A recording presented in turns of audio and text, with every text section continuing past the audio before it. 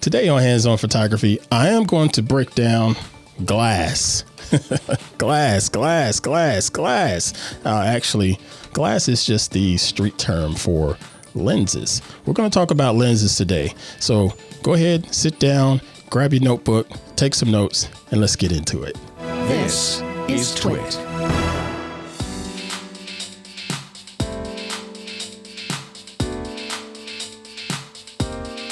Hey, what's going on, everybody? I am Pruitt, and this is Hands On Photography here on TWiT TV. I hope y'all are doing well. I'm unbelievable as always. On this here show, I like to sit down and share with you different tips and tricks that are going to help make you a better photographer and a better post processor. And in particular today, help you figure out some of the things that you should and shouldn't buy and or consider regarding your photography and regarding your style of photography. If this is your first time joining the show, welcome to you. And I want to say thank you for joining me. Now go ahead and do me a favor and go ahead and subscribe in whatever podcast application you're enjoying this on. If you go to our website, you'll see all of our different subscription options. We're available on all of them, quite frankly. So go to twit.tv/hop and you'll see that we're available on Spotify and Apple Podcasts. And we even have a YouTube channel. So definitely go subscribe over there on YouTube as well. I appreciate all the support and I appreciate you, helping us grow the hands-on photography community by giving us a nice like and star rating and comments and all of that, especially on Apple Podcasts and iTunes, that is. So go ahead and knock that out for me. It does help out the show and I appreciate the support. So now let's go ahead and get started with this week's episode. Well, I've been going through some of my email. That's hop@twit.tv.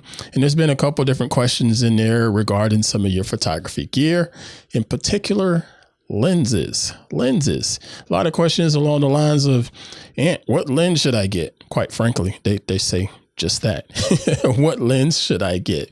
And the answer to that question is, it depends, as my friend, Mr. Rick Salmon would say. But yeah, it really does depend. Lenses are a interesting topic of discussion and sometimes quite polarizing topic of discussion in the photography community. And today I want to go over a couple different instances regarding lenses. First off, let's just think about the lenses that will come with your camera. They call those kit lenses. Most of the time, those lenses are considered somewhat of a lower quality, and I'm going to say that in air quotes, lower quality lens that comes with your camera body when you purchase it. But that doesn't mean those lenses aren't capable. It just means that there are certain things that are not quite as good from a production standpoint of materials and things like that on their more expensive line that comes from that manufacturer. So now let's think about the focal length aspect of them.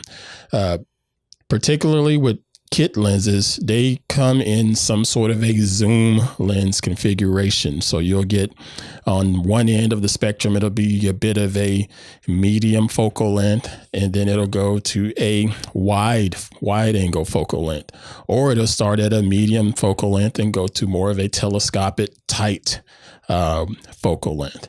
So you have a couple different options out there. And with that said, there's still a few things to consider regarding that lens, and it's the application, when to use that particular lens, better yet, when to use those particular focal lengths that are coming with those lenses. But again, I want to break down a couple different focal lengths and use case scenarios. Okay, so focal lengths. Why do you have a bunch of different focal lengths out there? Well, it depends on the scenario. Right now, I'm going to show you a lens here. This is a Sony G Master lens. Actually, it doesn't even matter the manufacturer, but this is a 12 millimeter to 24 millimeter wide angle lens. I don't know if my camera's going to focus, but okay, we got it. But this is a wide angle lens, and there's a different use case for using a wide angle lens. And if you look at the top of this, the curvature on this lens versus these other lenses that are here, where it's a little bit more flat when you look at them. There's a reason for that. All of that deals with perspective and deals with just the the physics of how camera lenses are designed. When you want to shoot wide angle, you're going to get a wide field of view. Some of the use cases for that are, say, landscape photography, because if you're going to stand out in the middle of a nice, beautiful prairie or field or what have you, you probably want the people viewing your image to see everything out there according to what you're looking at through your camera. And so having a wide lens is going to be able to give you that. The advantages of this is it's a wide view. The disadvantages of wide angle lenses comes in two forms. First, it comes in the form of a little bit of soft edges and vignetting. So as you get more to the outside edges of your frame that you're snapping, it tends to be a little bit soft on the focus, even though you are locked in on whatever your subject is right in the center of the frame. The edges tends to fall off on quality just a little bit. Sometimes it's pretty negligible depending upon the type of lens the type of wide angle lens that you purchase. Now, this one here that I'm holding, this is a pretty expensive wide angle lens. So the edges on it and the vignetting on it is pretty minimal. And again, it's one of those things you get what you pay for. A kit wide angle lens just may be a little bit soft on the edge for you, but that's something that probably may not even be an issue for you. Again, it depends on the composition, and it also depends on where you're presenting this particular photograph that you're snapping. Another issue with wide angle lenses is, the distortion. Sometimes that distortion is really good for you. Sometimes it's not so good. If you want to take a wide angle lens and use it for, say, a portrait, like you want to do someone's headshot or whatever, depending where you're standing in front of your model and you snap that shot, that lens is going to do a little bit of warping around your model. Heck, sometimes it'll even warp your model directly, particularly if you take a wide angle lens and take a picture of someone really close with it in proximity. You'll get warping of their nose, or their head will start to, warp out to be a little bit distorted in comparison to the rest of their body. And depending on the application, sometimes that's cool. Sometimes that's fine. There's a lot of times you'll want to use a wide angle lens for a portrait because of the environment that they're in, and it'll give you just a different vibe and a different effect. So that's another thing that you can consider when you're looking at wide angle lenses. So first is the soft edges. Second is the actual distortion that comes from those lenses. I like to use them for landscapes, and I think they are actually quite great for something like astrophotography when you're trying to get the beautiful sky at night and see all of those stars. It's a big advantage to have that. Now, next lens here. Sorry for hitting the mic.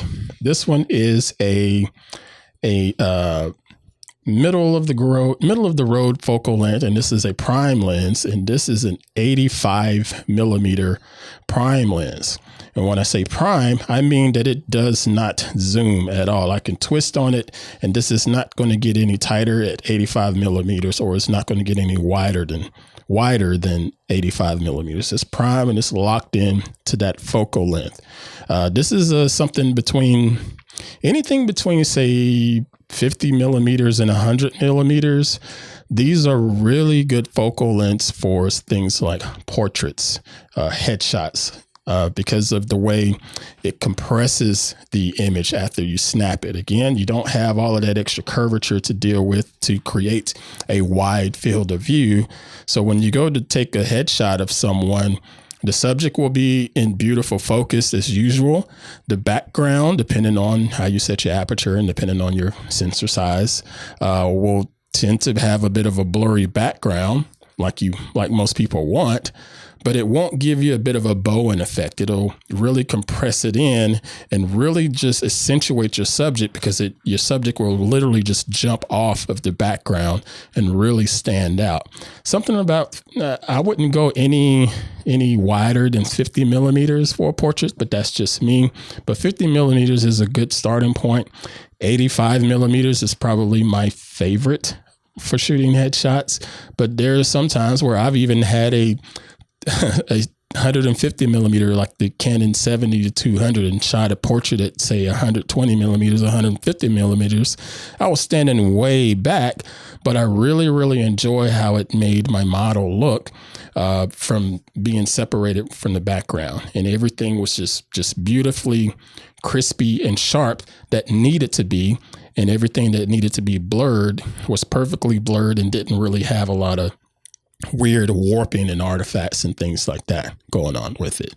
Now, the next thing here is a telephoto lens. Speaking of the 200 millimeter from Canon, this is a kit lens. Let me show it to you here on the screen. This is a kit lens that Canon tends to put in their beginner camera bags. And this is the 55-250.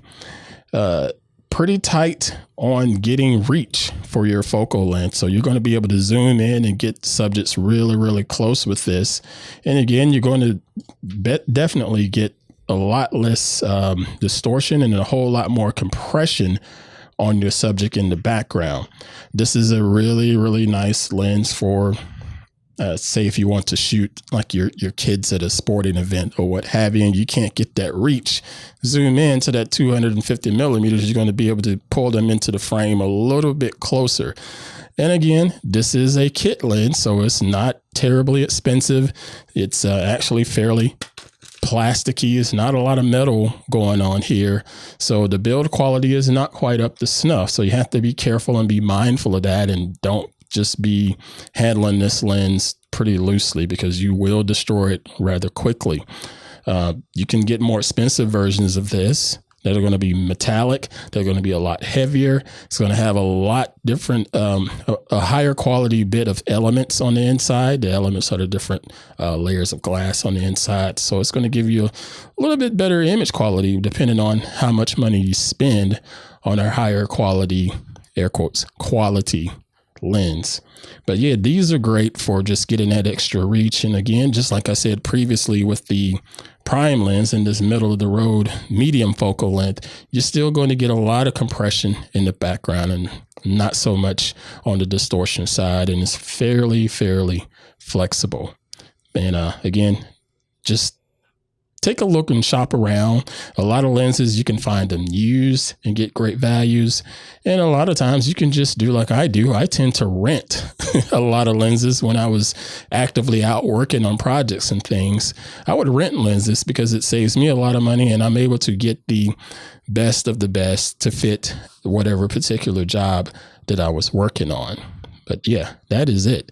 That is lens discussions. Now, if you have any other questions, feel free to shoot me an email, hop@twit.tv. I'll be more than happy to answer these questions because there's a lot more that goes into the quality of the lens and what the lens offers as far as its capabilities. But we're going to save that for another discussion.